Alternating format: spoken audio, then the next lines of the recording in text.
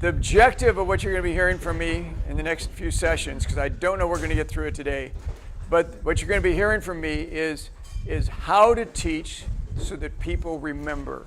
Because what's the point of teaching if you walk out the door and just forget, right? And we've all had that experience. You're waving at me? Or just waving? No, my scalp is pretty. Oh, I see.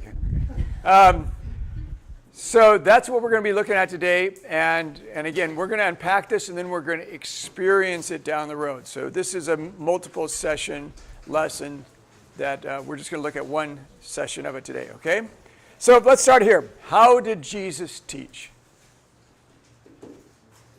Parables. Okay, stories, right. With many stories like these, he presented his message to them, fitting the stories to their experience and maturity. This is from the Message, which is why it's blown up. But I think they do a good job translating. He was never without a story when he spoke. Okay? Who's the greatest teacher of all time? Okay, that's a Sunday school answer, but it's also the correct answer. Okay? Greatest teacher of all time is Jesus. How come people remembered his stories? Pardon? Sure. Okay, how many of you remember the story of Little Red Riding Hood? Okay, pretty good. You remember all the kids' stories you read? You still remember them now. You haven't gone back to read them, but there were stories. The stories had a moral or a message to them. And oftentimes Jesus repeated the same stories. He just didn't tell in one place. He'd go to another place and tell the story again. You can sort of see that in the Synoptic Gospels, that you'll have him saying this thing here, maybe the time and place, he was saying a very similar thing there. But he told stories that people remembered. And he had some real tricks about this. We'll deep dive more into the nature of his storytelling and the nature of his speaking to people as we go along. Because he uses a lot of the techniques that I'm going to be talking about here.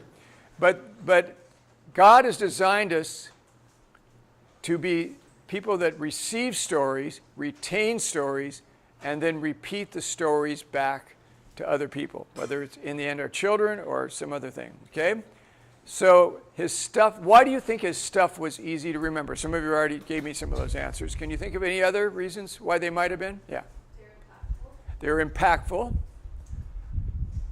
I just forgot. Okay. Did you know that some of them, go ahead. They were like kind of revolutionary at this time, like that ideas and things clashed with what they were living. Yep. And by the way, some of his stories were outrageous. Yeah. They were relatable. They're very relatable. Every day, he was talking everyday world. Yeah. They're very simple. Very, very simple, okay? By the way, some of his stories, we know when we retranslate them back into Aramaic, actually had almost a rhythmic, almost were poetry, okay? So he taught, some of the things he said had this kind of neat sing-song to him. When you translate it back into Jesus spoke in Aramaic. He did not speak in Hebrew. He did not speak in Greek. He could speak in Hebrew, but he taught the language of the area was Aramaic. And when you translate him back, we find out even some of it had a poetic nature to it, okay? So do you agree or disagree with this one? Teacher is not taught unless the student remembers. Agree? Anybody disagree? Okay, why do you disagree? Well, kind of like if I read my Bible every day and I don't remember what I'm reading, I'm still being impacted, in my opinion. But you're self-teaching yourself. But if I'm the teacher and I'm teaching you, yeah, and sometimes you can be here and let's just say your dog died, okay, and you can't be taught. But this is a generality. So in general, I would say that a teacher hasn't really taught until his pupils, and there might be occasions, until his pupils have learned, right? And all of you sat under teachings and you didn't get a thing out of it.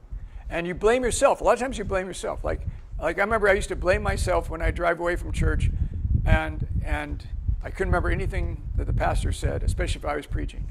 No, just kidding. And I couldn't remember anything that the pastor had said. Oh, what's wrong with me? I must have been too tired and stuff. And after a while, I began to realize, you know what? He was not using the tools that God gave him to connect to the audience that he had. Right? And so it's not always the guy up front or the teacher's fault, but sometimes it's mine. But a lot of times it's theirs. More times than not, it's theirs. Just like related to that, like for an example, college classes, after taking a few, you find out like the class 100% depends on who's the teacher. Like that makes or breaks the class. Some people can take a really boring subject and make it really interesting because of how they teach it. Or the other way around. And the other way around. Exactly right. Okay? So the rule of thumb for us is if I got a class of middle school kids and I'm going to spend 45 minutes on a Sunday morning teaching them, if they all walk out and they can't remember a darn thing that I said, 10 minutes later, 15 minutes, a half hour, an hour later, I feel like I'm the failure, not them. Now, they might be as keyed up as a middle school kid can be. They might be on sugar highs all the way. But it's up to me as a teacher to understand who I'm speaking to and be able to put it in ways that connects. So the way Jesus taught is really different than what most of us experience. He taught very relatable, very simple, very what I call sticky concepts. And most of us, when we go to church, we're getting stuff that is not so much that. And so whether you're going to end up being a preacher or just a Sunday school teacher or sitting your kids around in a circle, I want to give you some tips on how people actually retain information. Because what good does it to have it go into your head and write out through it? But to retain it is really, really important. So teaching, preaching, instruction should be sticky. Okay, that's my term for it. It should stick onto you. All right, so this is, and by the way, this is secular from secular as well as, this isn't a Christian idea. But this tells us how much we retain, because retention is the sticky part. So sticky is my term for retention. So if, I got to put my glasses on to read all these, but if it's simply of a lecture, after 24 hours, you retain about 5% of the concepts, okay? And I find that true in my own life because I'm a really lousy listener.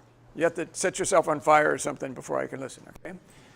If you read, about 10%. If you see it, if it's audio visual, goes up to 20%, which is why you remember movie scenes much easier than you do something maybe that you read. If it's a demonstration, you're now in your 30%. If you discuss it together and you're exchanging ideas and you're having to contribute, okay, now we go up to 50% retention. If you're actually having an experience with it, you're fondling it, you're rubbing it, you're flying it around the room, you're participating in it, you're diving head deep into it, okay? It's a practical experience. It's 70%. And if you're taking that concept and you're sharing it with others, your retention is about 90%. So if an idea here and here needed to be transferred to others and you had to learn it, you're going to retain is about 90% of what you've been taught to pass on to other people. Okay? Now, if you notice in this chart, how is most of the teaching done in the Christian community? Lecture, maybe reading, and occasionally audiovisual. Okay? Here's the premise. We communicate the most important message in the world in the least effective manner. Right? There's something wrong with that. Now, oftentimes you go, well, that's how it's always done. And you know what? The nature of this chart changes because of the world we live in. So, for example, how has technology accelerated the need for sticky teaching? Yeah. Our attention span has plummeted. It has plummeted. You poor suckers can't remember a darn thing, you know? Your attention span is like a rabbit, you know? Yeah. Squirrel, you know? I mean, your retention span has got in the toilet because you get bored and you're bored for 30 seconds and you're picking up your phone, right? And so the retention span of people has dropped off. Ever heard of a sermon called "Sinners in the Hands of Angry God"? It's the most famous sermon ever written. It's by a guy named Jonathan Edwards, who was one of the part of the late Pilgrim crew, in the 1700s. And he gave this sermon. It's 48 minutes long. He read it, okay? People were sitting on pews, and the reason pews, they made them short. So they made them so you could never stretch out on them. You had to always sit ramrod straight because they didn't want people to fall asleep. Because the church service, the message would go on for 48 minutes at least. And that was before the scripture reading and the worship and stuff. So you'd be in church for an hour or two, if not longer. And they had a guy with a long stick with a feather on it. And his job was, if you started to fall asleep, he'd come down the row and he'd tickle you with the feather. Okay? Now, Jonathan Edwards preached this sermon. Preached is not a right word. Jonathan Edwards read this sermon, which you can find online, Sinners in the Hands of an Angry God. It's all about hellfire and damnation. And it's 48 minutes long. And I read an account of him, of what it was like when he did it. He had a monotone voice. He stood ramrod stiff and read his sermon. The effect was that people, by the hundreds, came to Christ because of that sermon, because he got spread around and other people would stand and read it. People in his own church were gripping the pews because the imagery was so intense they thought they were going to slide into hell. It was a sermon. Just everybody thought it was the best sermon anybody ever put together. But I guarantee you, if you read it today, or better yet, if you tried to get up and give it today, people would just go, "What the heck was that? Way too long, way too hellfire and damnation. No illustrations, no funny jokes, no videos. Come on, because people's attention span in the 1700s was way longer for way more boring stuff than you and I would ever want to sit through. We have been groomed to think in shorter, more animated bits. That's the audience we have. And so it doesn't do any good to say, well, you ought to be able to do this. You ought to be able to sit in church and listen to a 45-minute message and get something out of it. But if God has designed you to wiggle, okay, then it doesn't matter what we think we ought to do. And culturally, you guys have been groomed for things that go real fast. I sat down with my kids to try to watch, I wanted to watch a classic film, Ben-Hur. And you guys, have any of you watched the original Ben-Hur? Okay. Did you like it? Yeah, I like it. So my kids are sitting there. Pretty funny how it lasts forever. Yeah, but no, hardly anybody watches them. So I sat down with my kids. They were in high school. I said, okay, Hudson, Allegra, we're going to watch this. It's a classical movie. It's got an intermission in it. It's like really long. It's got an intermission in it, And they're watching it, and finally they turn to me and they go, Dad. And it was considered the action movie of its era, right? Big chariot race at the end and stuff like that. And it's got a great spiritual ending too. Jesus shows up. But they turn to me and go, Dad, all they're doing is talking. I go, you guys bored? You guys, you just talk. Because the scripting was built on this dialogue, and you're getting to know the characters. And yeah, they were talking a lot in that movie. And they were just restless and fidgety and looking bored and finally, okay, get out of here. And my wife and I enjoyed the heck out of the movie. But what I'm saying is that even from the 1960s or 1950s and all the way through, movies have gotten, their attention spans for movies have shorter. So we watch a movie now, there's got to be action. Like at a certain percentage of time, you can't go too long without something happening. And it goes quicker and quicker because of our attention span, okay? So technology has accelerated the need for something that sticks. That's my point. Sorry to labor it. Okay. So here's some elements for retention. All right. And I've done a lot of work in this area. I've written a bunch of books designed to help with retention. This is called Teach Tunes. It uses cartoons to teach. Micro messages, another one like that. One just with questionnaires, using questionnaires as a teaching tool. A whole bunch of books, which you guys will get some copies of these digitally, but Bible learning activities, which I'll introduce you to, different techniques and things you can use, tools you can use for all different ages to help things stick, okay? So here's some elements for retention, and again, we're going to blow through these fairly fast. One is tactile. Let's try this out. Anybody want to be a guinea pig? Okay. Well, you dropped it. Here's another one. Okay. One more. Okay.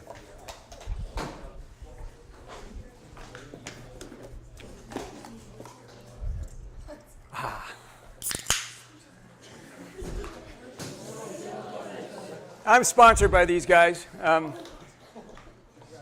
are? No. They should be. I didn't open it. I didn't drink out of it yet. Try not to spill it on his computer. Okay, that's for you. No, just kidding. So, if you got a little bit in your glass, your job is to taste it, and I want you to describe the taste of Dr. Pepper. Okay? Think about it a while. Describe the taste. Just for a lack of a better term, it kind of tastes like a sexy battery. What? It's like a sexy battery. A battery? Yeah, but like kind of like. I haven't tasted many batteries, but okay, I'll take that. Imagine battery what it tastes like. What you think a battery tastes like, okay. Medicine, okay, we have medicine, a battery. What? Cleaning supplies. Anybody else? Anybody else? What? It tastes sweet, okay. Like how a mechanic shop would smell in a way. It's good. I think when I said battery, I meant a good way. Okay. I was sort of expecting sort of fruity, but What do I know? Okay. Now,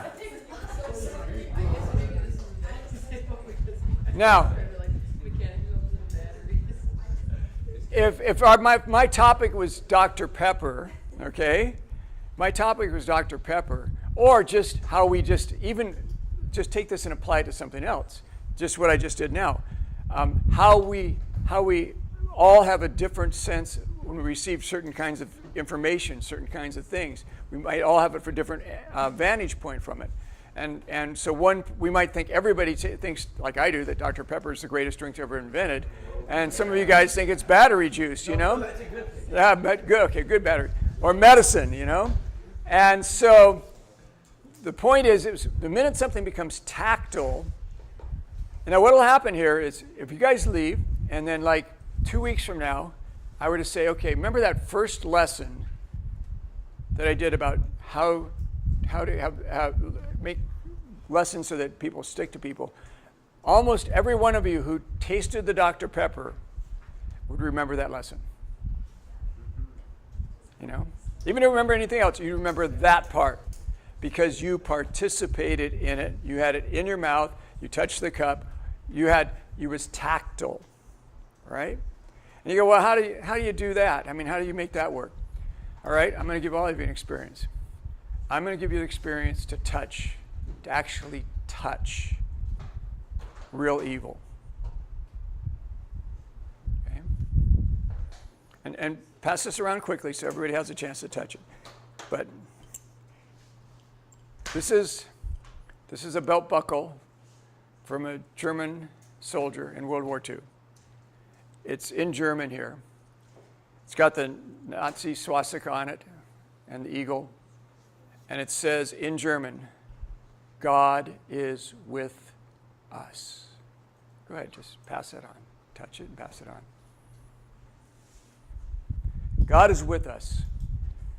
On the belt buckle of when they put people in the oven. God is with us when they raided other countries and raped women.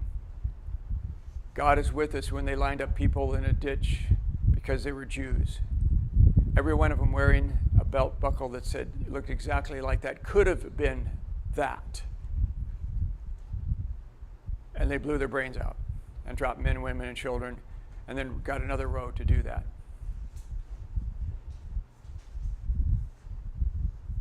Just pass it fast,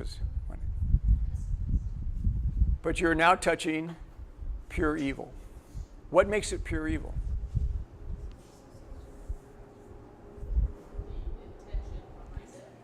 Yep, the intention, which, spell that a little bit. What do you mean by that? Okay, yes, what is the intention that you're thinking of? Okay, the association with bad one, but does that make in and of itself the greatest evil? This is one of the greatest evils you'll touch. Using God's name to justify what they're doing. There you go. The fact that it was evil, that it was doing probably the most horrendous evil, in the last 100 years. Maybe with what went on in Israel a year ago, so as an exception. But that the people wearing that were actually attributing their behavior to the Christian God. Okay? That's evil. Right? Now, I could talk about that kind of concept forever, but the fact that you've touched evil now, okay? The fact that you've touched it, all of a sudden gives it a whole different depth than if I were just to verbalize it. Make sense? Okay. So tactile things. All right.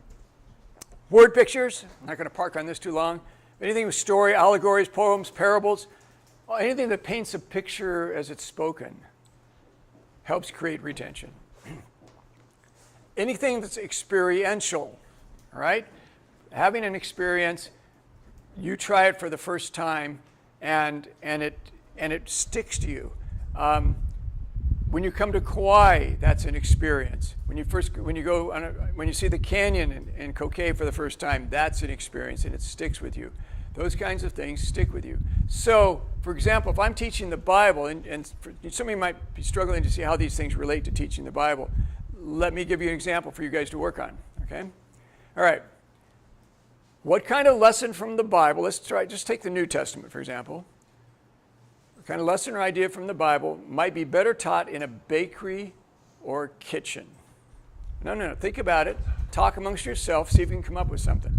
Where would you, if you had a bunch of junior high kids, and you wanted to really teach them one idea out of the Bible, okay? So don't talk to me, but I'm going to give you guys a minute to pool your ignorance with each other. Talk to the guys around you, okay? And then come up.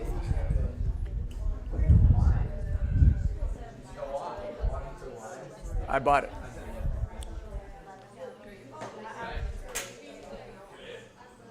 Talk to each other. Just take a minute and talk to each. Think about it.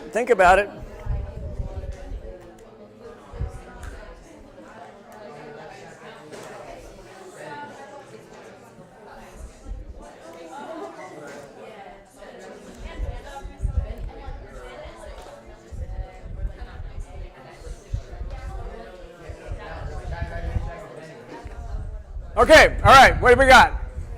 Give me something. Yeah. The bread in the temple. Okay, the bread in the temple, okay.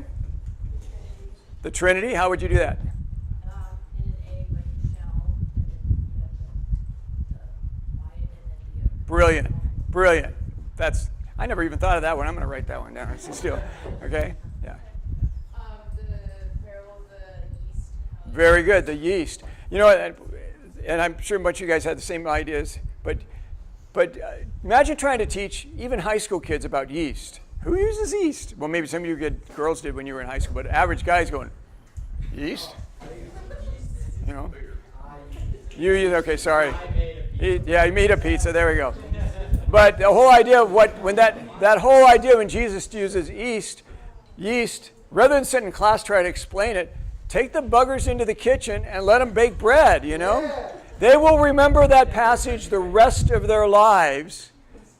And I wrote a whole book about, it's called On Site. And I have it digitally if you want it. But it's places to take your kids to learn lessons. So we're looking at the late raising of Lazarus. Yeah, I can talk about that. But hey, get in the vans. Let's go over to the cemetery. There's a crypt there. We're going to sit in front of the crypt and talk about the raising of Lazarus. They remember that. We were talking about giving to others. Don't let your left hand know what your right hand is doing. What does that mean? Yeah. Like if you're going to do a good deed, is that the definition? Yeah. Yeah, then your right hand should even know, you shouldn't go and brag about doing good. Okay. So basically, you should do it and not be known for it, right? So we did that lesson. We did that lesson about don't draw attention to yourself. And what we did is we got buckets. Okay, we went out into the parking lot. We got buckets. We filled them up. We had a bunch of rags and washing material. We found the dirtiest car in the parking lot. And we washed it on Sunday morning. Okay? Just buffed it out. And they all came back, and that was our class. We didn't let it, we just went out there and let our left hand, and you're not allowed to say, I washed your car. But they're all allowed to stand there and watch what happened. Guy looks at his car. He says, why is this car so clean? How did this happen? It was all filthy, and it was the dirtiest car in the thing. It had just gone through some mud puddle or something. What do you think, how long do you think kids remembered that lesson? Months and months and months. Okay? Because they were personally involved in it. It was something not just in a classroom, but got out of the classroom. And Jesus used all that kind of technique too, okay? All right. And by the way, I would make you, if we had more time, I'd make you come up with some more of those lessons, but we're not going to have time to do that. Another way is visual, all right? Let me go back here and see. Story, we talked about that a little bit. I'm going to get into more story, but visual. Now, you've all seen, movie clips and stuff like that. But sometimes a concept, when you see it visually, it makes a really great impact. And one of them that made a really impact on me is something I found on the internet. And I thought, this really illustrates something really good. It's in Africa, okay? And it's amongst workers who are picking cocoa beans, right? That's their job. They pick cocoa beans for a living. They spend their entire life, their career, going every day and picking cocoa beans and put them in a bag, and the bags are shipped off and they get paid. But as it turns out, they have no idea why they're picking cocoa beans. They don't have any idea of what's done with the cocoa beans. And this is a video of a guy who shows up in the jungle with all these workers around and shows them what the cocoa beans are used for. See if I can get it to play.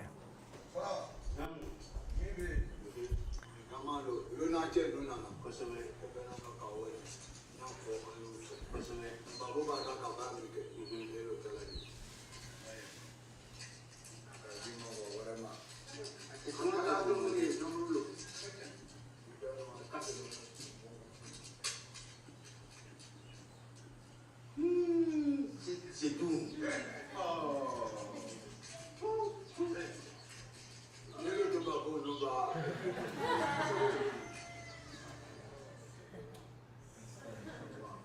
C'est manger pour les francs.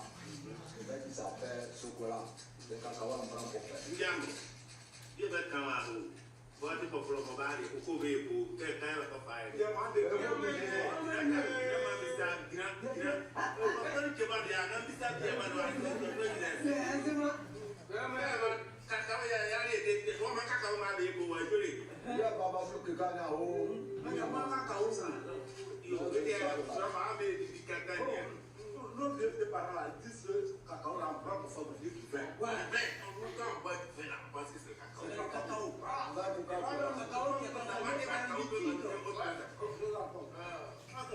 Pour préparer ça, on met dans les casseroles.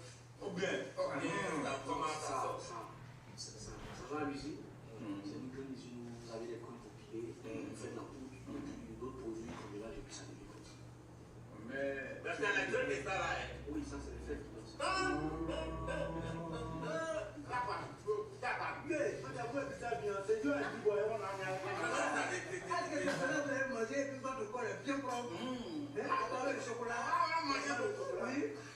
Non, c'est pas le chocolat qui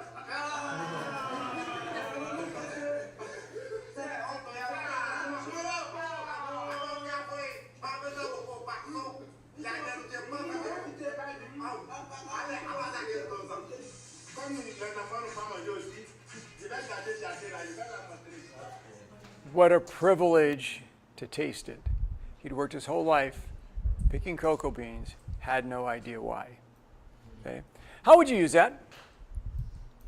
What kind of lesson could you attach to that?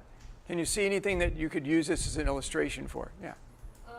Sometimes God shows something and we don't know why until much later. That's a brilliant application. Any others? Yeah. Just like the idea of heavenly treasures, how we don't work for like things in this world, like kind of blinded a little bit, but we know it's Sure. And even the gospel, we've tasted it. We know what it is. And we have no idea that there's all kinds of people, when we say that, they go, what's that? What do you do with that? We're going, that's unbelievable, incredible. And they have no way to do it. There's a million different ways you can teach using illustrations like that. And it doesn't have to, that's not professionally made. It's just some guy shot it with his phone. But it's powerful, right? So always be on the lookout for little teaching moments, visual, because they do teach and we retain them, okay?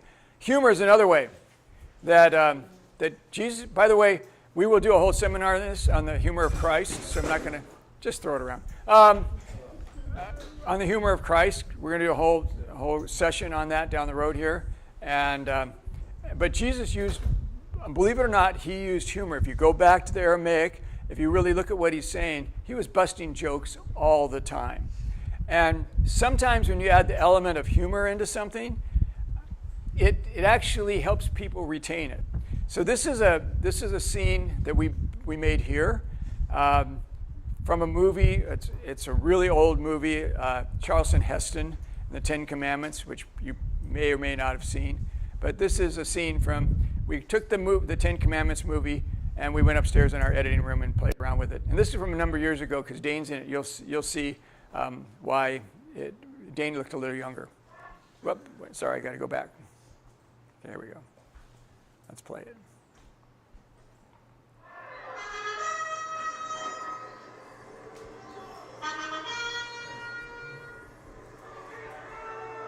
And you guys seen Ten Commandments? God of Moses is a poor general. To leave him no retreat.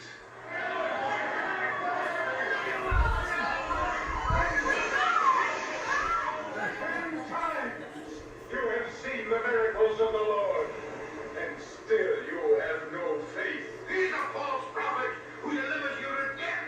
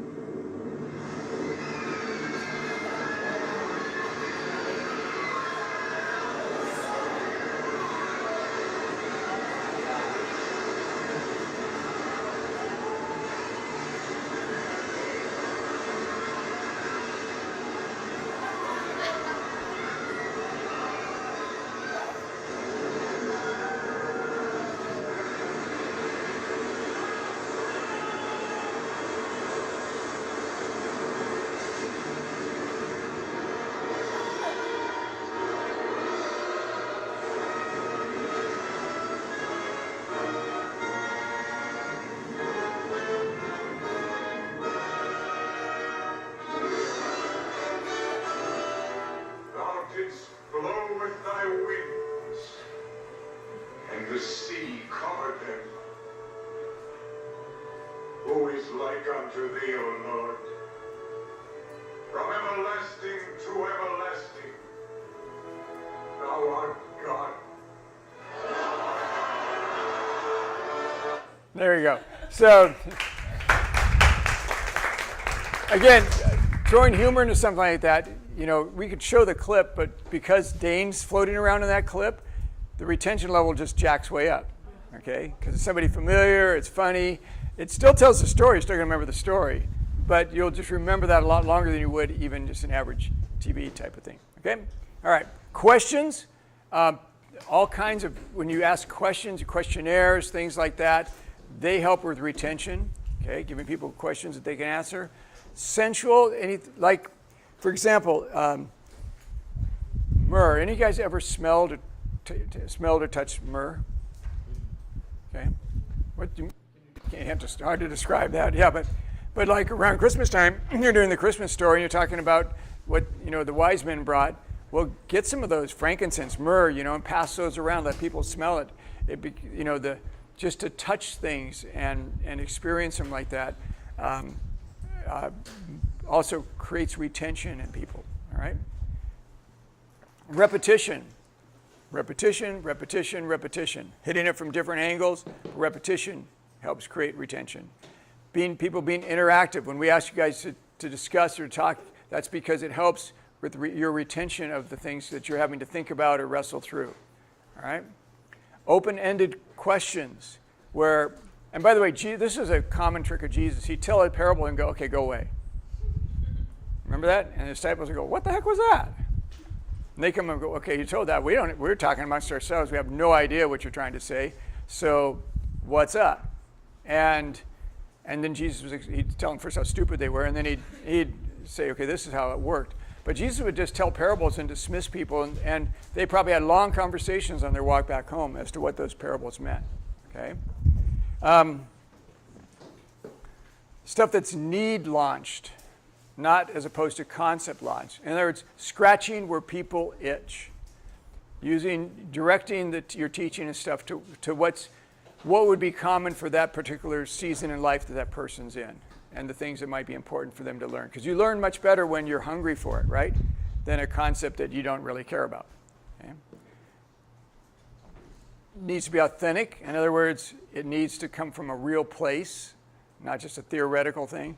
I would also use another word for practical. How do I use this in my faith? How does this idea expand my understanding of God, help me in my ability to connect with people? It can be surprising. I love to surprise students with coming things from a different angle. Okay, so the more you can adds an element of surprise. And by the way, you can't do all these things on one type of thing, but the more you mix them up, the more creative your teaching can be.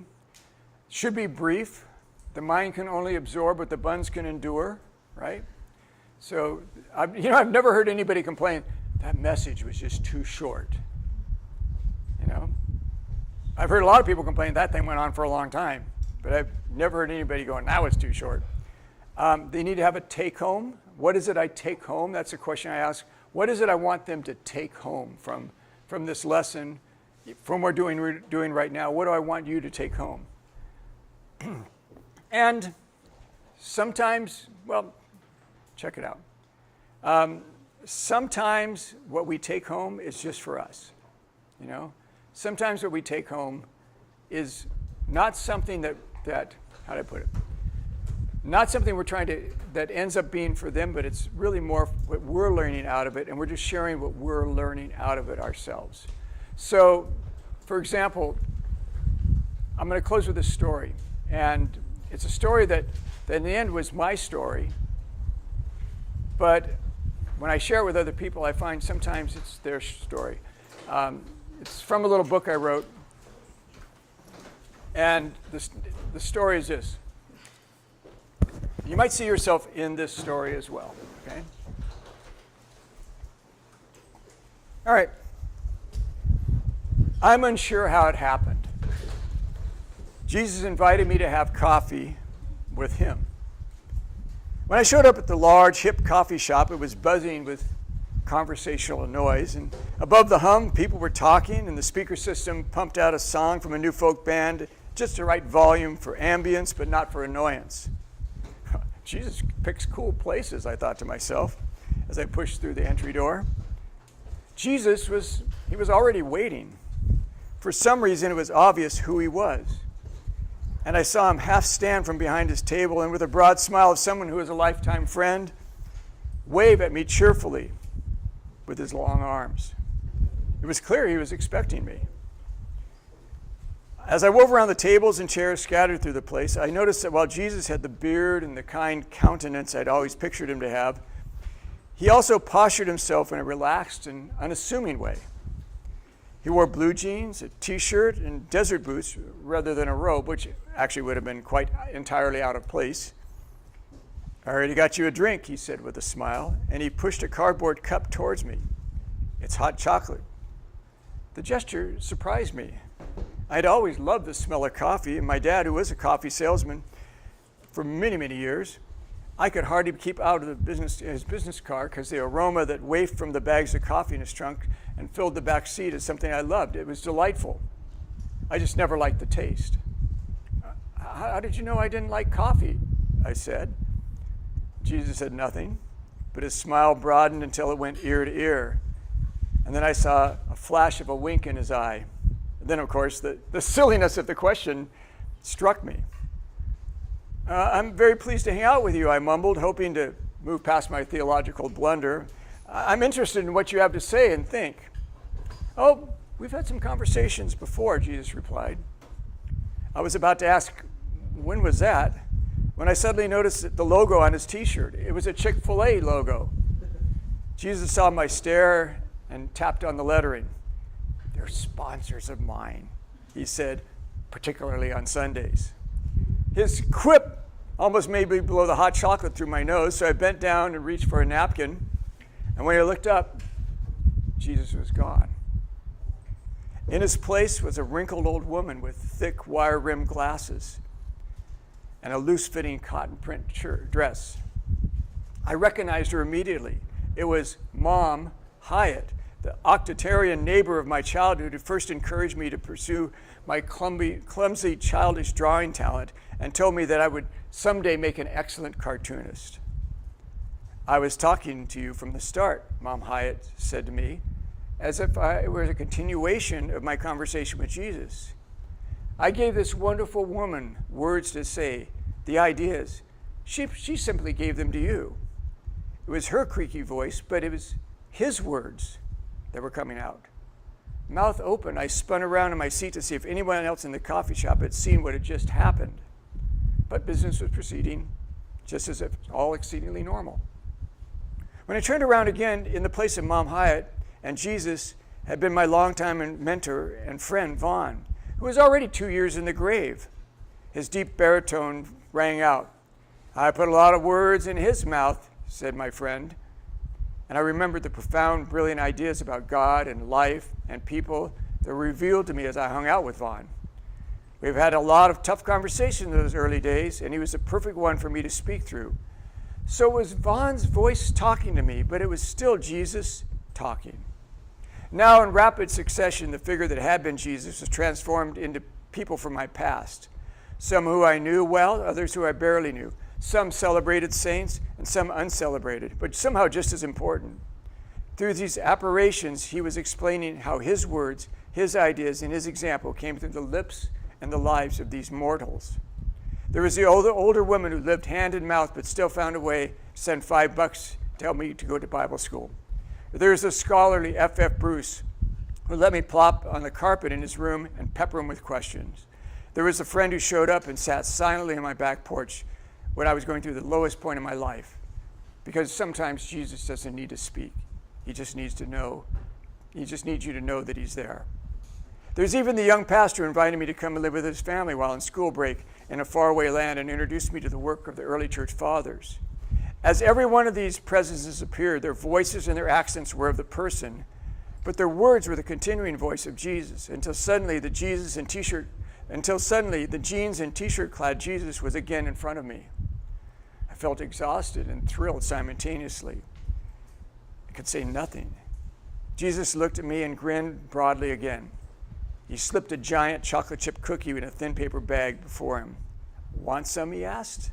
I gave him that look. You can't fool me twice kind of look, because of course I would love chocolate chip cookie, and Jesus, because he was Jesus, knew it as well. So he snapped off the soft, chewy thing into 2 parts and gave me the much larger piece. Wait, you gave me most of it, I protested. Jesus leaned across the table and in a stage whisper, as if telling me a great secret, said, "Don't worry, I can always make more," followed by a huge burst of laughter.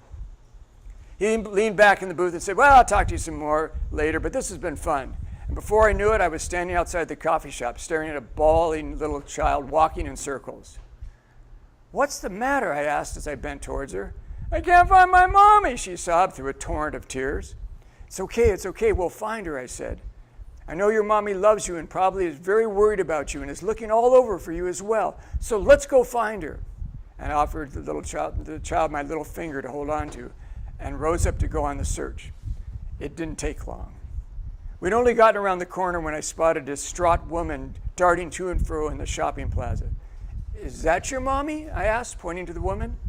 The child didn't answer, but let go of my finger and ran full speed towards the woman, shouting, "Mama!" with all that was in her. Well, I saddled close enough to ensure the reunion, and then I turned to go. I heard the child say to her mother, who was now being smothered with her infection, "I was afraid I would never find you, but Jesus told me it'd be okay." Those words melted away as my wife's alarm chimed, and I found myself in my own bed, still caught in the gray area between asleep and awake, between where the real and the perhaps even more real, for just a moment, changed places. What's the story about? It's a dream. Of course it's a dream. That's not what it's about, though. Yeah. Yeah, maybe. How Jesus uses other people. Yeah. It's how Jesus speaks through other people in your life and Speaks through you. and how he speaks through you. How some of the thoughts and ideas and words that suddenly come into your mind when you meet somebody and you say them, they're not yours. They're just because you've been saturated in Jesus and he puts the idea in your head. And you don't even know. You have no idea that you've just been the tool for Jesus in somebody else's life, right? So that's stories like this help with retention. People walk away, they remember that kind of stuff. Okay, we're going to do more of this. We're going to actually be involved in participating and stuff. But I have one last assignment for you. Okay, and this is if I were giving a message on acknowledging people, on meeting people that you don't know, getting to know them, and noticing what they do. I would do something like this. So I'm going to throw this out so you can see it. Those are cards. Whoops, a bunch of them went out that way. These are cards that have got a face on it. Tells you a little bit who he is. You will see him show up at church almost every afternoon because he feeds the darn cat. Okay? Okay? Same card.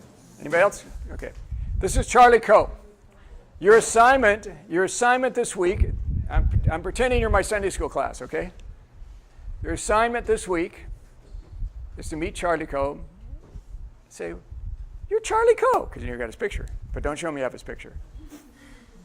Meet Charlie Coe and say, "Hi, Charlie," and tell him your name. Say, "Do you take care of the cat?" I want to see how much his mind is blowing all week long when all kinds of people who don't know him come up and, yeah. Do you do the different person every year? No. This is another story. I'll tell you about this when we get into it. I have about 15 of these MVP people that we do. But this is your assignment. Now, once you've done that assignment, we're going to come back and talk about what that is and doing something simple like this can make a world of difference with the people you're teaching. Okay? Father, just thank you that for your creativity, your imagination, that you give it to us so that we can better express who you are, better express your word, better express clarity as to what you're all about. Let us use those tools to better proclaim you. In Jesus' name, amen. Thanks, guys.